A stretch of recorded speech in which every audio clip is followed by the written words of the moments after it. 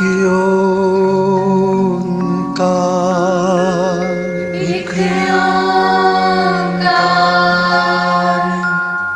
सतनाम सतनाम करता पुरख करता पुरख निर्भव निर्भव निर्वैर निर्वैर अकाल मूरत अकाल मूरत अजूनी सैभं अजूनी सैभं गुर प्रसाद जप गुर प्रसाद जप आद सच आदि सच जुगाद सच जुगाद सच है भी सच है भी सच नानक होसी भी सच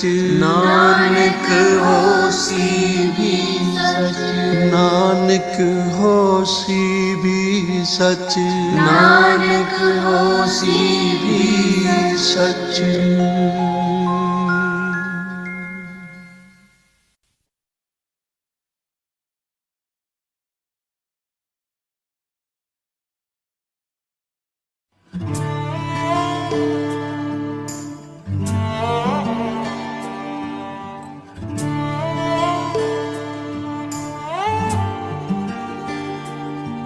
मेरे गुरा दा बैकुंठ ते बड़ा सोहना है दर्शन जेड़ा भी पावे कर्मा वाला होना है। मेरे गुरा दा बैकुंठ ते बड़ा सोहना है दर्शन जेड़ा भी पावे कर्मा वाला होना है। मेरे गुरां दा बैकुंठ ते बड़ा सोहना है दर्शन जेड़ा भी पावे कर्मा वाला होना है।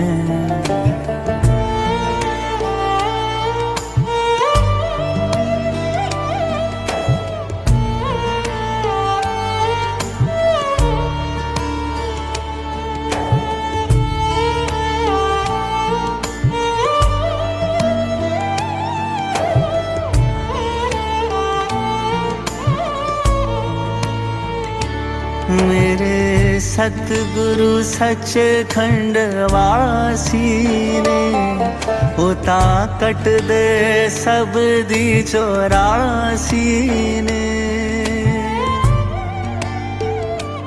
मेरे सतगुरु सचखंड वासी ने होता कट दे सब दी 84 ने।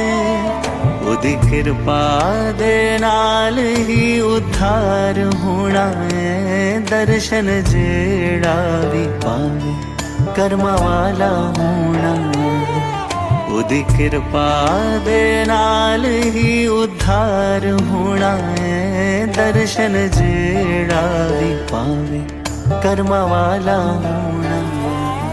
मेरे गुरां दा बैकुंठ ते बड़ा सोहना है दर्शन जेड़ा भी पावे कर्मा वाला होना है।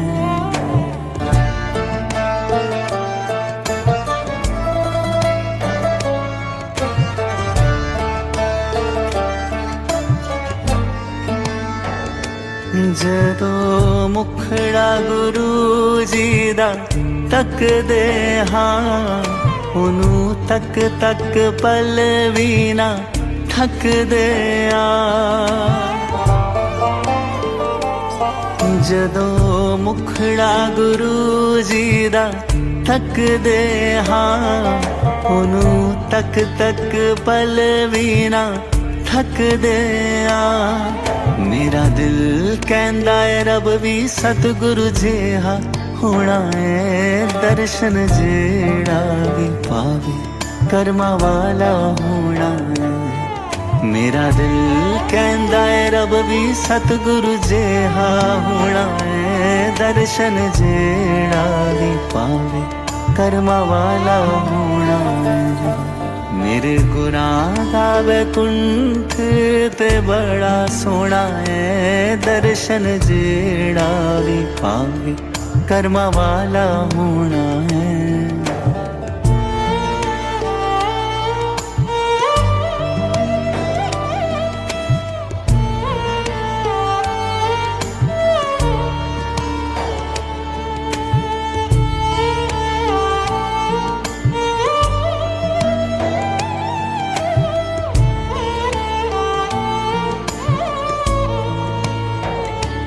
जो गुरु चरना विच बह जावे बिन मंगया सब कुछ ले जावे।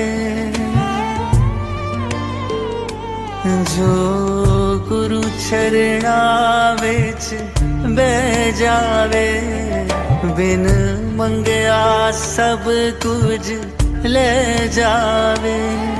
औखे वेले सतगुरा ने सहाय होना है दर्शन जेड़ा भी पावे कर्मा वाला होना है। औखे वेले सतगुरा ने सहाय होना है दर्शन जेड़ा भी पावे कर्मा वाला होना है। मेरे गुनाह दा वैकुंठ ते बड़ा सोना है दर्शन जेड़ा भी पावे कर्मा वाला होना है। कर्मा वाला होना है दर्शन जेड़ा भी पावे कर्मा वाला होना है।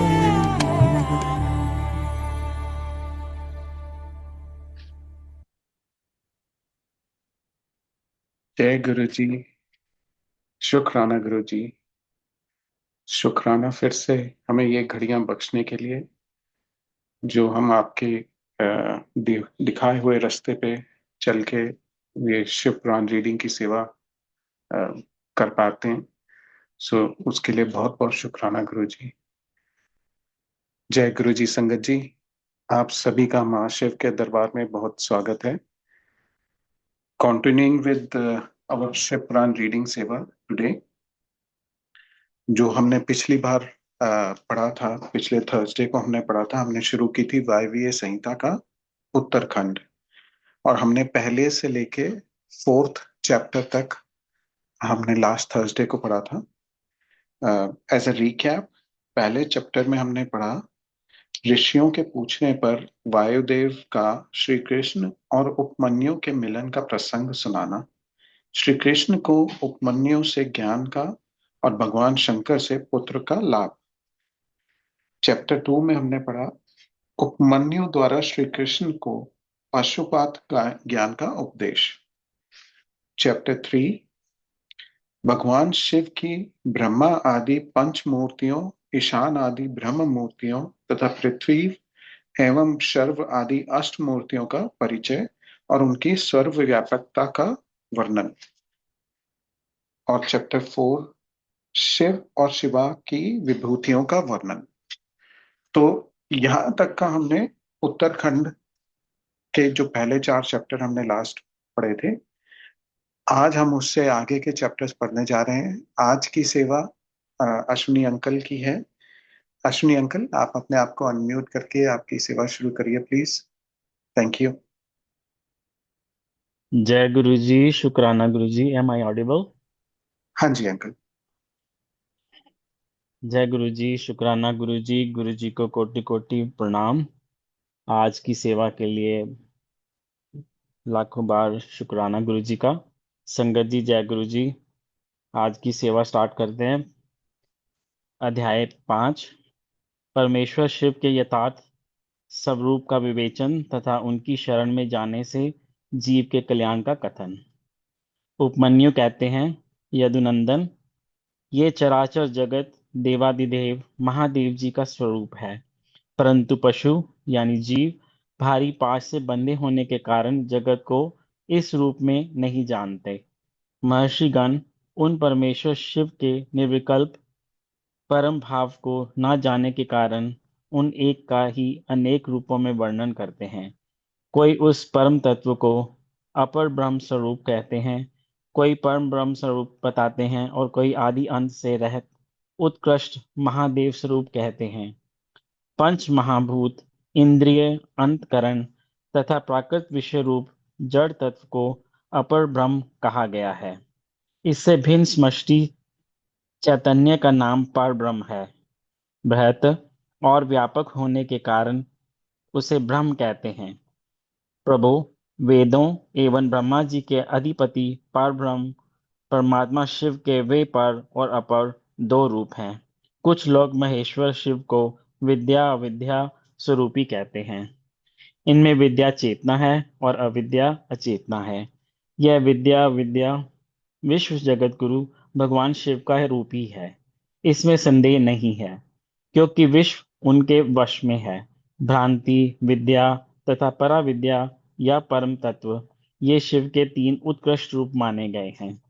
पदार्थों के विषय में जो अनेक प्रकार की असत्य धारणाएं हैं, उन्हें भ्रांति कहते हैं। यथार्थ धारणा या ज्ञान का नाम विद्या है तथा जो विकल्प रहित परम ज्ञान है, उसे परम तत्व कहते हैं। परम तत्व ही सत्य है। इससे विपरीत असत कहा गया है। सत और असत दोनों का पति होने के कारण शिव सदस्पति कहलाते हैं। अन्य महर्षियों ने क्षर, अक्षर और उन दोनों से परे परम तत्व का प्रतिपादन किया है। संपूर्ण भूत क्षर है और जीवात्मा अक्षर कहलाता है। वे दोनों परमेश्वर के रूप हैं, क्योंकि उनके अधीन ही है। शांत स्वरूप शिव उन दोनों से परे हैं, इसलिए क्षराक्षर कहे गए हैं। ये महर्षि परम कल्याण रूप शिव को समष्टि व्यष्टि स्वरूप तथा समष्टि तथा व्यष्टि का कारण कहते हैं। अव्यक्त को समष्टि कहते हैं और व्यक्त को अव्यष्टि। वे दोनों परमेश्वर शिव के रूप हैं, क्योंकि उन्हीं की इच्छा से प्रवृत्त होते हैं। उन दोनों के कारण रूप से सिद्ध भगवान शिव परम कारण है। अतः कांत वेता ज्ञानी पुरुष उन्हें समष्टि व्यष्टि का कारण बताते हैं। कुछ लोग परमेश्वर को जाति व्यक्ति स्वरूप कहते हैं। जिसका शरीर में भी अनुवर्तन हो, उस जाति कही गई वह जाति कही गई है। शरीर की जाति के आश्रित रहने वाली जो व्यावृत्ति है, जिसके द्वारा जाति भावना का आच्छादन और व्यक्ति का भावना प्रकाशन होता है, उसके नाम व्यक्ति हैं। जाति और व्यक्ति दोनों ही भगवान शिव की आज्ञा से परिपालित हैं। अतः उन महादेव जी को जाति व्यक्ति स्वरूप कहा गया है। कोई कोई शिव को प्रधान पुरुष व्यक्त और काल रूप कहते हैं। प्रकृति का ही नाम प्रधान है।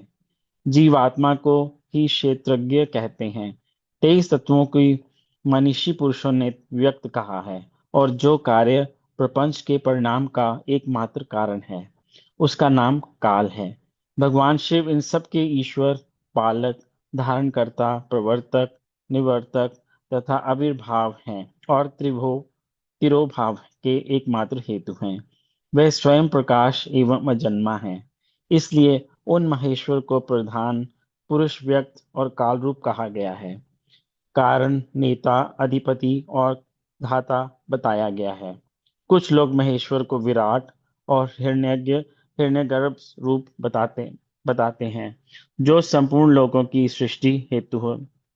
उनका नाम हिरण्यगर्भ और विश्व रूप को विराट कहते हैं।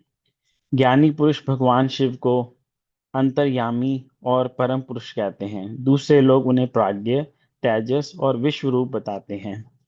कोई उन्हें त्रिरूप रूप मानते हैं और कोई सौम्य रूप। कितने ही विद्वानों का कथन है कि वे ही माता, मान, मेय और मिति रूप हैं। अन्य लोग कर्ता, क्रिया, कार्य, करण और कारण रूप कहते हैं। दूसरे ज्ञानी उन्हें जागृत, स्वप्न, सुषुप्ति रूप बताते हैं। कोई भगवान शिव को तुरीय रूप कहते हैं तो कोई तुरीयातीत, कोई निर्गुण बताते हैं, कोई सगुण, कोई संसारी कहते हैं, कोई अनसंसारी, कोई स्वतंत्र मानते हैं, कोई अस्वतंत्र, कोई उन्हें घोर समझते हैं, कोई सौम्य, कोई रागवान कहते हैं तो कोई वीतराग, कोई निष्क्रिय बताते हैं और कोई सक्रिय। इन्हीं के कथा अनुसार वे निरिंद्रिय हैं तो किन्हीं में मत में सनेन्द्रिय हैं। एक उन्हें ध्रुव कहता है और दूसरा अध्रुव। कोई उन्हें साकार बताते हैं तो कोई निराकार। किन्हीं के मत में वे अदृश्य हैं और तो किन्हीं के मत में दृश्य। कोई उन्हें वर्णनीय मानते हैं तो कोई अनिर्वचनीय। किन्हीं के मत में वे शब्द स्वरूप हैं तो किन्हीं के मत में शब्दातीत। कोई उनके चिंतन का विषय मानते हैं तो कोई अचिंत्य समझते हैं। दूसरे लोगों का कहना है कि वे ज्ञान स्वरूप हैं, कोई उन्हें विज्ञान संज्ञा देते हैं। किन्हीं के मत में वे ज्ञेय हैं और किन्हीं के मत में वे अज्ञेय हैं। कोई उन्हें पर बताता है तो कोई ऊपर अपर। इस तरह अनेक अनके उनके विषय में नाना प्रकार की कल्पनाएं होती हैं। इन नाना प्रतीतियों के कारण मुनिजन उन परमेश्वर को यथार्थ स्वरूप का निश्चय नहीं कर पाते। जो सर्वभाव से उन परमेश्वर की शरण में आए हैं वे ही उन परम कारण शिव को बिना यत्न के ही जान पाते हैं। जब तक पशु यानी जीव जिनकी दूसरा कोई ईश्वर नहीं है उन सर्वेश्वर सर्वज्ञ पुराण पुरुष तथा तीनों लोकों के शासक शिव को नहीं देखता, तब तक वे पाशों से बुद्ध और इस दुखमय संसार चक्र में गाड़ी के पहिए की नेमी के समान घूमता रहता है। जब यह दृष्टा जीवात्मा सबके शासक ब्रह्मा के आदि कारण संपूर्ण जगत के रचयिता स्वर्णोपम दिव्य प्रकाश रूप परम पुरुष का साक्षात्कार कर लेता है, तब पुण्य और पाप दोनों की भली भांति हटाकर निर्मल हुआ वह ज्ञानी महात्मा सर्वोत्तम समता को प्राप्त कर लेता है। अध्याय 5 समाप्त। अध्याय 6 शिव के शुद्ध बुद्ध मुक्त सर्वमय सर्वव्यापक एवं सर्वातीत स्वरूप का तथा उनकी प्रणव स्वरूपता का प्रतिपादन। उपमन्यु कहते हैं, यदुनंदन, शिव को ना तो आणमलका की बंधन प्राप्त है, ना कर्म का और ना माया का ही।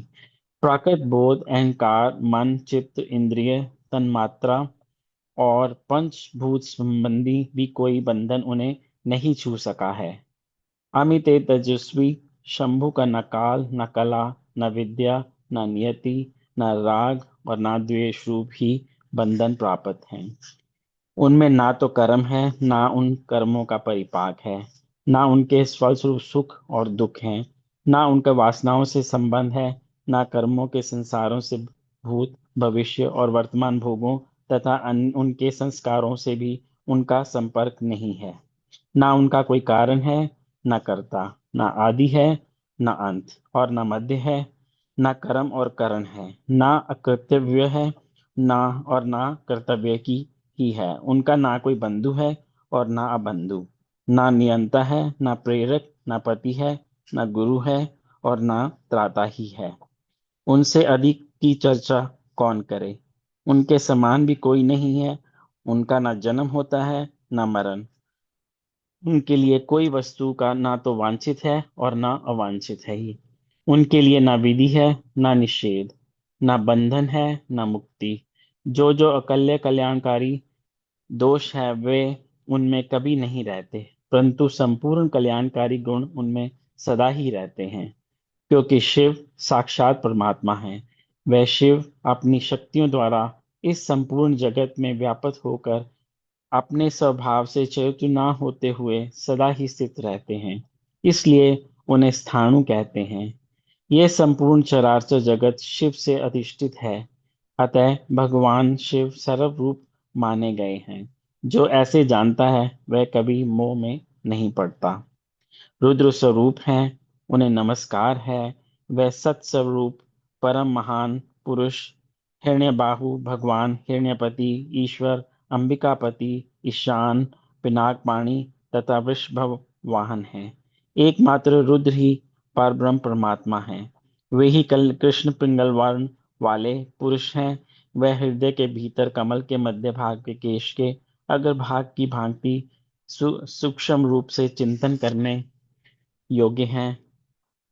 उनके केश सुनहरे रंग के हैं, नेत्र कमल के समान सुंदर हैं, अंग कांति अरुण और ताम्र वर्ण की ही हैं। वे स्वर्ण में नीलकंठ देव सदा विचरते रहते हैं। उन्हें सौम्य, घोर, मिश्र, अक्षर, अमृत और अव्यय कहा गया है। वह पुरुष विशेष परमेश्वर भगवान शिव काल के भी काल हैं, चेतन और अचेतन से परे हैं, इस प्रपंच से भी परापर हैं। शिव में ऐसे ज्ञान और ऐश्वर्य देखे गए हैं जिनसे बढ़कर ज्ञान और ऐश्वर्य अन्यंतर नहीं है। मनीषी पुरुषों ने भगवान शिव को लोक लोक में सबसे अधिक ऐश्वर्यशाली पद पर प्रतिष्ठित बताया है। प्रत्येक कल्प में उत्पन्न होकर एक स्मृति काल तक रहने वाले ब्रह्माओं को आदि काल में विस्तार पूर्वक शास्त्र का उपदेश देने वाले भगवान शिव ही हैं। एक स्मृति सीमित काल तक रहने वाले गुरुओं के भी वे गुरु हैं। वह सर्वेश्वर सदा सभी के गुरु हैं। काल की सीमा उन्हें छू नहीं सकती। उनकी शुद्ध स्वाभाविक शक्ति सबसे बढ़कर है। उनमें अनुपम ज्ञान और नित्य अक्षय शरीर प्राप्त है। उनके ऐश्वर्य की ही कहीं तुलना नहीं है। उनका सुख अक्षय और बल अनंत है। उनमें असीम तेज, प्रभाव, पराक्रम, क्षमा और करुणा भरी है। वे नित्य परिपूर्ण हैं। उन्हें दृष्टि सृष्टि आदि से अपने लिए कोई प्रयोजन नहीं है। दूसरों पर परम अनुग्रह ही उनके समस्त कर्मों का फल है। प्रणव उन परमात्मा शिव का वाचक है। शिव, रुद्र आदि नामों में प्रणव ही सबसे उत्कृष्ट माना गया है। प्रणववाच शंभु के चिंतन और जप से जो सिद्धि प्राप्त होती है वही परा सिद्धि है, इसमें संशय नहीं है। इसलिए शास्त्रों के पारंगत मनस्वी विद्वान वाच्य और वाच्य की एकता स्वीकार करते हुए महादेव जी को प्रणव रूप कहते हैं। मांडुक्य उपनिषद में प्रणव की 4 मात्राएं बताई गई हैं: अकार, उकार, मकार और नाद। अकार को ऋग्वेद कहते हैं, उकार को यजुर्वेद रूप कहा गया है, मकार को सामवेद है और नाद अथर्ववेद की श्रुति है। अकार महाबीज है, वह रजोगुण तथा सृष्टिकर्ता ब्रह्मा है। उकार प्रकृति रूपा योनि है, यह सत्वगुण तथा पालनकर्ता श्री हरि है। मकार जीवात्मा एवं बीज है, वह तमोगुण तथा संहार कर्ता रुद्र हैं। नाद परम पुरुष परमेश्वर हैं, वह निर्गुण एवं निष्क्रिय शिव हैं। इस प्रकार प्रणव अपनी 3 मात्राओं के द्वारा ही 3 रूपों में इस जगत का प्रतिपादन करने अपनी अर्धमात्रा नाद के द्वारा शिव स्वरूप का बोध कराता है, जिनसे श्रेष्ठ दूसरा कुछ भी नहीं है, जिनसे बढ़कर कोई ना तो अधिक सूक्ष्म है और ना महान ही है, तथा जो अकेले ही वृक्ष की भांति निश्चल भाव से प्रकाश में आकाश में स्थित है, उन परम पुरुष परमेश्वर शिव से यह संपूर्ण जगत परिपूर्ण है। अध्याय 6 समाप्त। अध्याय 7 परमेश्वर की शक्ति का ऋषियों द्वारा साक्षात्कार, शिव के प्रसाद से प्राणियों की मुक्ति, शिव की सेवा भक्ति तथा 5 प्रकार के शिव धर्म का वर्णन। उपन्यु कहते हैं, परमेश्वर शिव की स्वाभाविक शक्ति विद्या है जो सबसे विलक्षण है। वह एक होकर भी अनेक रूप से भासित होती है। जैसे सूर्य की प्रभा एक होकर भी अनेक रूप में प्रकाशित होती है, उस विद्या शक्ति से इच्छा, ज्ञान, क्रिया और माया आदि अनेक शक्तियां उत्पन्न हुई हैं। ठीक उसी तरह जैसे अग्नि से बहुत सी चिंगारियां प्रकट होती हैं, उसी से सदाशिव और ईश्वर आदि तथा विद्या, विद्वेश्वर आदि पुरुष भी प्रकट हुए हैं।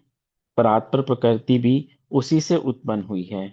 महतत्व से लेकर विशेष पर्यंत सारे विकार तथा अज यानी ब्रह्मा आदि मूर्तियां भी उसी से प्रकट हुई हैं। इनके सिवा जो अन्य वस्तु हैं वे सब भी उसी शक्ति के कार्य हैं, इसमें संशय नहीं है। वह शक्ति सर्वव्यापिनी सूक्ष्मा तथा ज्ञान रंध्र रूपिणी है। उसी से शांति शुभ भूषण भगवान शिव शक्तिमान कहलाते हैं। शक्तिमान शिव वेद्य हैं और शक्ति रूपिणी शिवा विद्या। वह शक्ति रूपा शिवा की प्रज्ञा, श्रुति, स्मृति, धृति, स्थिति, निष्ठा, ज्ञान शक्ति, इच्छा शक्ति, कर्म शक्ति, आज्ञा शक्ति, पर ब्रह्म, परा और अपरा नाम की 2 विद्याएं, शुद्ध विद्या और शुद्ध कला है, क्योंकि सब कुछ शक्ति का ही कार्य है।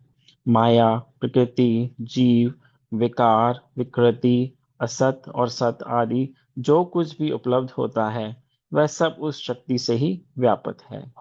वह शक्ति रूपणी शिवा देवी माया द्वारा समस्त चराचर ब्रह्मांड को अनायास ही मोह में डाल देती और लीला पूर्वक उनसे मोह के बंधन से मुक्त भी कर देती है। इस शक्ति के 27 प्रकार हैं। 27 प्रकार वाली इस शक्ति के साथ सर्वेश्वर शिव संपूर्ण विश्व को व्यापक करके स्थित हैं। इन्हीं के चरणों में मुक्ति विराजती है। पूर्व काल की बात है, संसार बंधन से छूटने की इच्छा वाले कुछ ब्रह्मवादी मुनियों ने मन में यह संशय हुआ। वे परस्पर मिलकर यथार्थ रूप से विचार करने लगे, इस जगत का कारण क्या है, हम किससे उत्पन्न हुए हैं और किससे जीवन धारण करते हैं, हमारी प्रतिष्ठा कहाँ है, हमारा अधिष्ठाता कौन है, हम किसके सहयोग से सदा सुख में और दुख में रहते हैं, किसने इस विश्व की अलंघनीय व्यवस्था की है। यदि कहें काल, स्वभाव, नियति यानी निश्चित फल देने वाला कर्म और सदिच्छा आकस्मिक घटना इसमें कारण हो तो ये कथन युक्ति संगत नहीं जान पड़ता।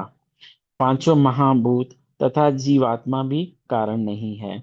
इन सब का संयोग तथा अन्य कोई भी कारण नहीं है, क्योंकि ये काल आदि अचेतन है। जीवात्मा के चेतन होने पर भी वह सुख दुख से अभिभूत तथा असमर्थ होने से इस जगत का कारण नहीं हो सकता। अतः कौन कारण है, इसका विचार करना चाहिए। इस प्रकार आपस में विचार करने पर जब वे युक्तियों द्वारा किसी निर्णय तक ना पहुंच सके, तब उन्होंने ध्यान में योग में स्थित होकर परमेश्वर की सर्वभूतिका अचिंत्य शक्ति का साक्षात्कार किया, जो अपने ही गुणों से तत्व रज और तम से ढकी है तथा उन तीनों गुणों से परे है। परमेश्वर की ही वह साक्षात शक्ति समस्त पाशों का विच्छेद करने वाली है। उसके द्वारा बंधन काट दिए जाने पर जीव अपनी दिव्य दृष्टि से उन सर्व कारण शक्तिमान महादेव जी का दर्शन करने लगते हैं, जो काल से लेकर जीवात्मा तक पूर्वोक्त समस्त कारणों पर तथा संपूर्ण विश्व पर अपनी इस शक्ति के द्वारा ही शासन करते हैं। वे परमात्मा अप्रमेय हैं। तदंतर परमेश्वर के प्रसाद योग, परम योग तथा सुदृढ़ भक्ति योग के द्वारा उन मुनियों ने दिव्य गति प्राप्त कर ली। श्री कृष्ण जो अपने हृदय में शक्ति सहित भगवान शिव का दर्शन करते हैं, उन्हीं को सनातन शांति प्राप्त होती है, दूसरों को नहीं। यह श्रुति का कथन है। शक्तिमान का शक्ति से कभी वियोग नहीं होता। अतः शक्ति और शक्तिमान दोनों के तादात्म्य से परमानंद की प्राप्ति होती है। मुक्ति की प्राप्ति में निश्चय ही ज्ञान और कर्म का कोई कर्म विवक्षित नहीं है। जब शिव और शक्ति की कृपा हो जाती है, तब वह मुक्ति हाथ में आ जाती है। देवता, दानव, पशु, पक्षी तथा कीड़े मकोड़े भी उनकी कृपा से मुक्त हो जाते हैं। गर्भ का बच्चा, जन्मता हुआ बालक, शिशु, तरुण, वृद्ध, मुमुक्षु, स्वर्गवासी, नारकी, पतित धर्मात्मा, पंडित अथवा मूर्ख, साम शिव की कृपा होने पर तत्काल मुक्त हो जाते हैं, इसमें संशय नहीं है। परमेश्वर अपनी स्वाभाविक करुणा से अयोग्य भक्तों को भी विविध मलों की दूर करके उन पर कृपा करते हैं, इसमें संदेह नहीं है। भगवान की कृपा से ही भक्ति होती है और भक्ति से ही उनकी कृपा होती है। अवस्था भेद का विचार करके विद्वान पुरुष इस विषय में मोहित नहीं होता है। कृपा प्रसाद पूर्वक जो ये भक्ति होती है, वह भोग और मोक्ष दोनों को प्राप्ति कराने वाली है। उसे मनुष्य एक जन्म में नहीं प्राप्त कर सकता। अनेक जन्मों तक शौच समाज कर्मों का अनुष्ठान करके सिद्ध हुए विरक्त एवं ज्ञान संपन्न पुरुषों पर महेश्वर प्रसन्न होते हैं और कृपा करते हैं। देवेश्वर शिव के प्रसन्न होने पर उस पशु यानी जीव में बुद्धि पूर्वक थोड़ी सी भक्ति का उदय होता है। तब वह ये अनुभव करने लगता है कि भगवान शिव मेरे स्वामी हैं। फिर तपस्या पूर्वक वह नाना प्रकार के शैव धर्मों के पालन में संलग्न होता है। उन धर्मों के पालन में बारंबार लगे रहने से उसके हृदय में पराभक्ति का प्रादुर्भाव होता है। उस पराभक्ति से परमेश्वर का परम प्रसाद उपलब्ध होता है। प्रसाद से संपूर्ण पापों का छुटकारा मिलता है और छुटकारा मिल जाने पर परमानंद की प्राप्ति होती है। जिस मनुष्य का भगवान शिव में थोड़ा सा भी भक्ति भाव है, वह 3 जन्मों के बाद अवश्य मुक्त हो जाता है। उसे इस संसार में योनि यंत्र की पीड़ा नहीं सहनी पड़ती। सांगा यानी अंग सहित और अनंगा यानी अंग रहित जो सेवा है, उसी को भक्ति कहते हैं। उससे फिर 3 भेद होते हैं, मानसिक, वाचिक और शारीरिक। शिव के रूप आदि का जो चिंतन है, उसे मानसिक सेवा कहा कहते हैं। जप आदि वाचिका सेवा है और पूजा आदि कर्म शारीरिक सेवा है। इन त्रिविध साधनों से संपन्न होने वाली जो ये सेवा है, उसे शिव धर्म भी कहते हैं। परमात्मा शिव ने 5 प्रकार का शिव धर्म बताया है: तप, कर्म, जप, ध्यान और ज्ञान। लिंग पूजन आदि को कर्म कहते हैं। चंद्रायन आदि व्रत का नाम तप है। वाचिक, उपांशु और मानस 3 प्रकार का जो शिव मंत्र का अभ्यास यानी आवृत्ति है, उसी को जप कहते हैं। शिव का चिंतन ही ध्यान कहलाता है तथा शिव संबंधी आगमों में जिस ज्ञान का वर्णन है, उसी को यहाँ ज्ञान शब्द से कहा गया है। श्रीकांत शिव ने शिवा के प्रति जिस ज्ञान का उपदेश किया है, वह शिवागम है। शिव के आश्रित जो भगत जन हैं, उन पर कृपा करके कल्याण के एकमात्र साधक इस ज्ञान का उपदेश किया गया है।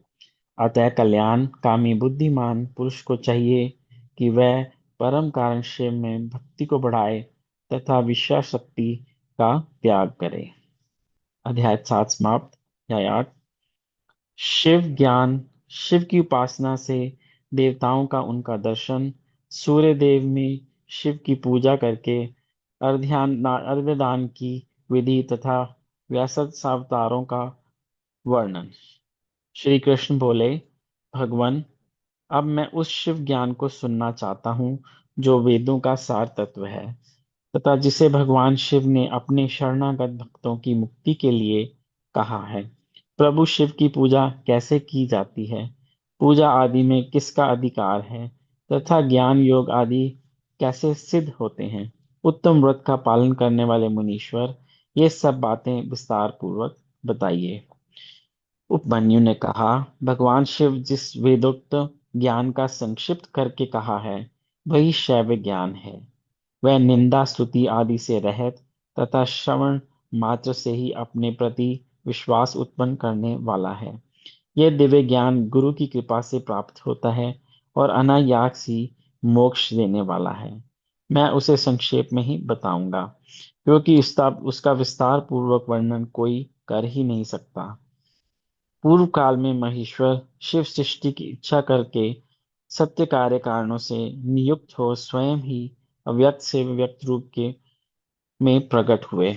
उस समय ज्ञान स्वरूप भगवान विश्वनाथ ने देवताओं में सबसे प्रथम देवता वेदपति ब्रह्मा जी को उत्पन्न किया। ब्रह्मा ने उत्पन्न होकर अपने पिता महादेव को देखा तथा ब्रह्मा जी की उनके महादेव जी की उत्पन्न हुए ब्रह्मा जी की ओर स्नेहपूर्ण दृष्टि से देखा और ने सृष्टि की रचना की आज्ञा दी।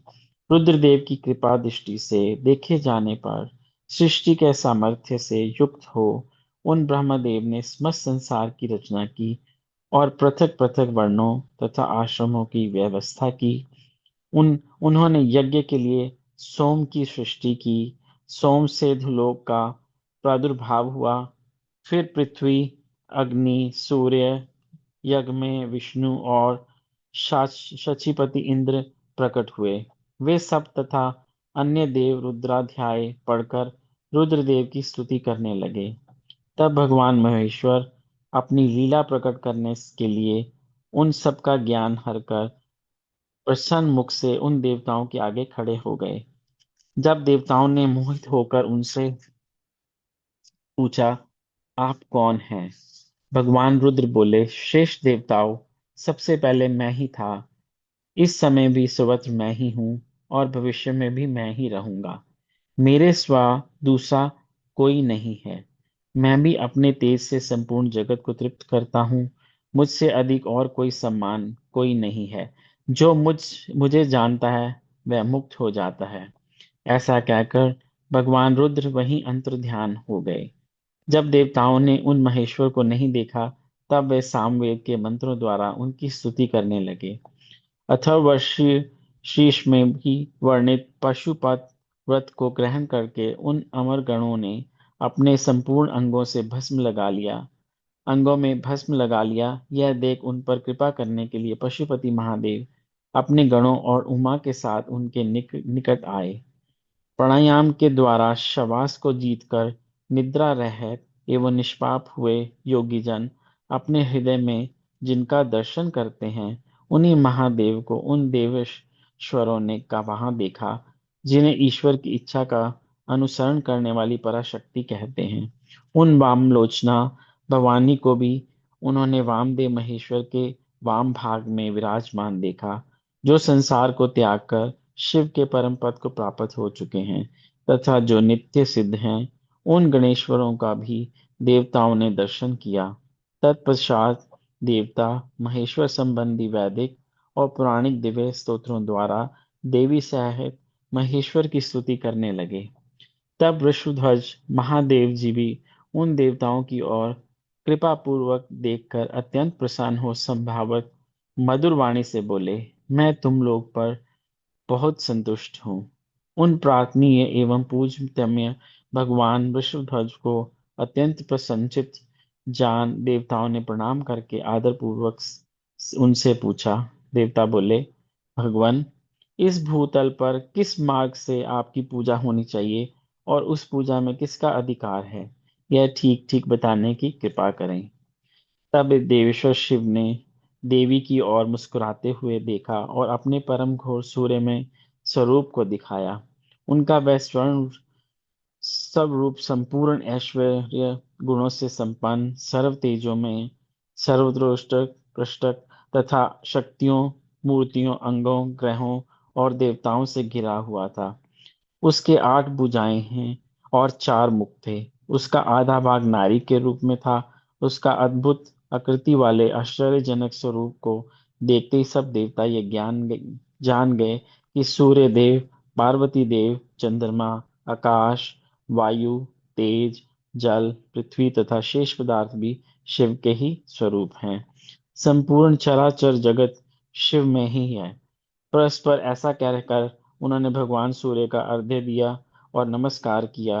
अर्घ्य देते समय वे इस प्रकार बोले, जिनका वर्ण सिंदूर के समान है और मंडल सुंदर है, जो स्वर्ण के समान कांतिमान आभूषणों से विभूषित हैं, जिनके नेत्र कमल के समान हैं, जिनके हाथ में भी कमल है, जो ब्रह्म, इंद्र और नारायण के भी कारण हैं, उन भगवान को नमस्कार है। यों कह उत्तम रत्नों से पूर्ण संपूर्ण सुवर्ण, कुकुम, कुश और पुष्प से युक्त जल सोने की पात्र के लेकर देवेश्वर को अर्घ्य दे और कहें, भगवान, आप प्रसन्न हो। आप सबके आदि कारण हैं। आप ही रुद्र, विष्णु, ब्रह्मा और सूर्य रूप हैं। गणों सहित आप शांत शिव को नमस्कार है। जो एकाग्रचित हो सूर्य मंडल को शिव का पूजन करने करके प्रातः काल, मध्याह्न काल और सायंकाल में उनके लिए उत्तम अर्घ्य देता है, प्रणाम करता है और उन्हें श्रवण सुखद श्लोकों को पढ़ता है, उसके लिए कुछ भी दुर्लभ नहीं है। यदि वह भक्त है तो अवश्य ही मुक्त हो जाता है। इसलिए प्रतिदिन शिव रूपी सूर्य का पूजन करना चाहिए। धर्म, अर्थ, काम और मोक्ष के लिए मन, वाणी तथा क्रियों द्वारा उनकी आराधना करनी चाहिए। तत्पश्चात मंडल में विराजमान होकर महेश्वर देवताओं की ओर देखकर उन्हें संपूर्ण शास्त्रों में श्रेष्ठ शिव शास्त्र देकर वहीं अंतर्ध्यान हो गए। उस शास्त्र में शिव पूजा का अधिकार ब्राह्मण, क्षत्रिय और वैश्यों को दिया गया। यह जानकर देवेश्वर शिव को प्रणाम करके देवता जैसे आए थे वैसे चले गए। तदंतर दीर्घ काल के पश्चात जब वह शास्त्र लुप्त हो गया तब भगवान शंकर के अंक में बैठी हुई महेश्वरी शिवा ने पति देव से उसके विषय में पूछा। तब देवी से प्रेरित हो चंद्रभूषण महादेव ने वेदों का सार निकालकर संपूर्ण अंगों में आगमों में श्रेष्ठ शास्त्रों का उपदेश किया। फिर उन परमेश्वर की आज्ञा से मैंने, गुरुदेव अगस्त्य ने और महर्षि दधीची ने भी लोक के उस शास्त्र का प्रचार किया। शूलपाणी महादेव स्वयं भी युग युग में भूतल पर अवतार ले अपने आश्रित जनों की मुक्ति के लिए ज्ञान का प्रसार करते हैं।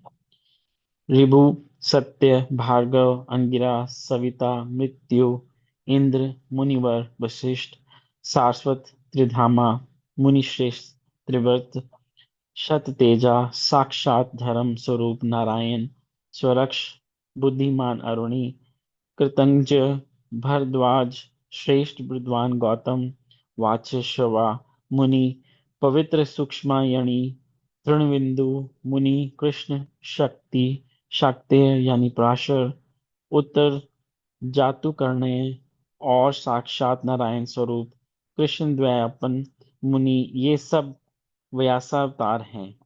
सब क्रमशः कल्प योगेश्वर का वर्णन सुनो।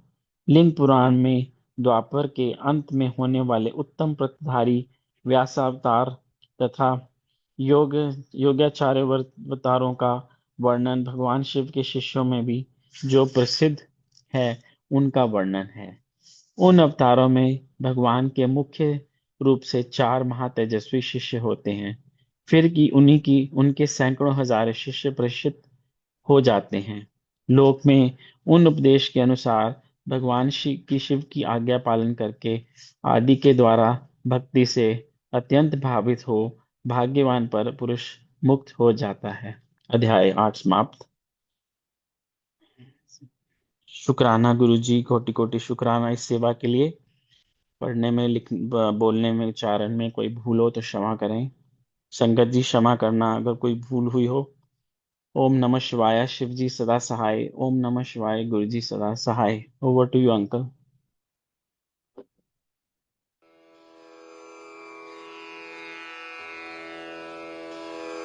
जय गुरु जी की। अब हम मंत्र जाप करेंगे।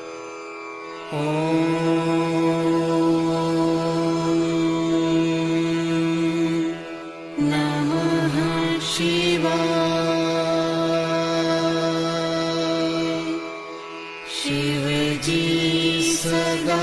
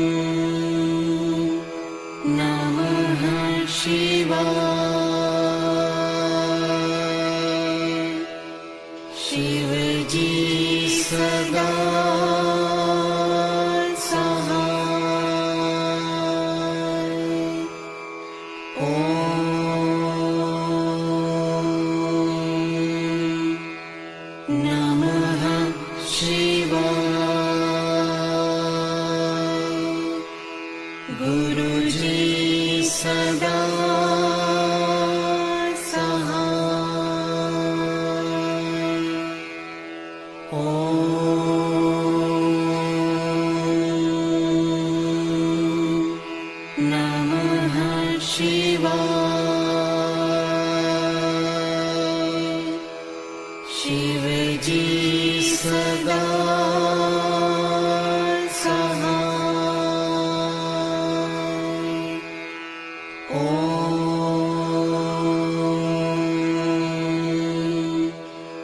नमः शिवाय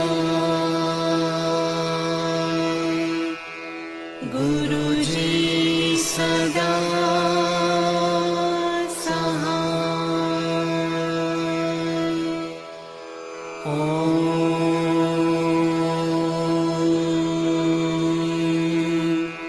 नमः शिवाय शिव जी सदा सहाय। ॐ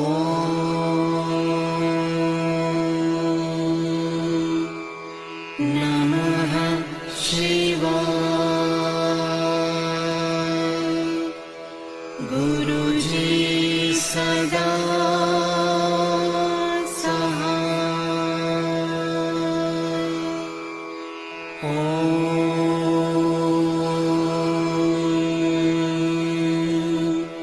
नमः शिवाय शिव जी सदा सहाय। ॐ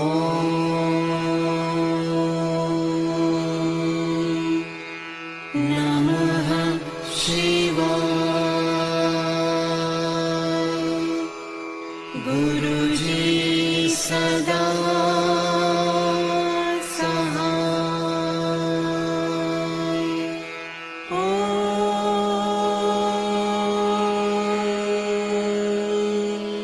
नमः शिवाय शिव जी सदा सहाय। ॐ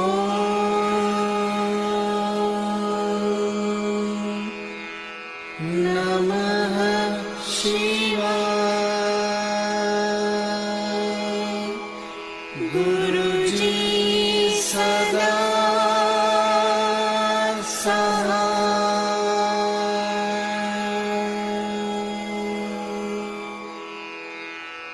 जय गुरु जी की।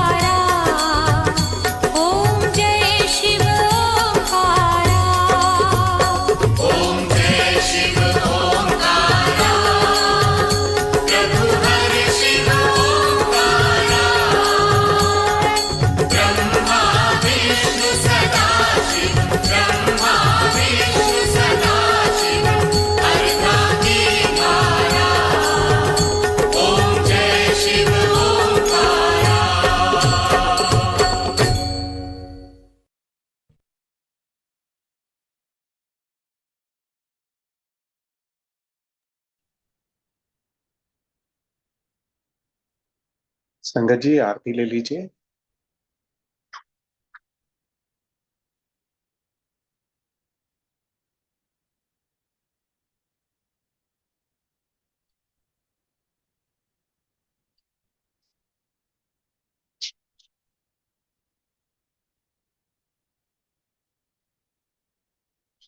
जय गुरु जी।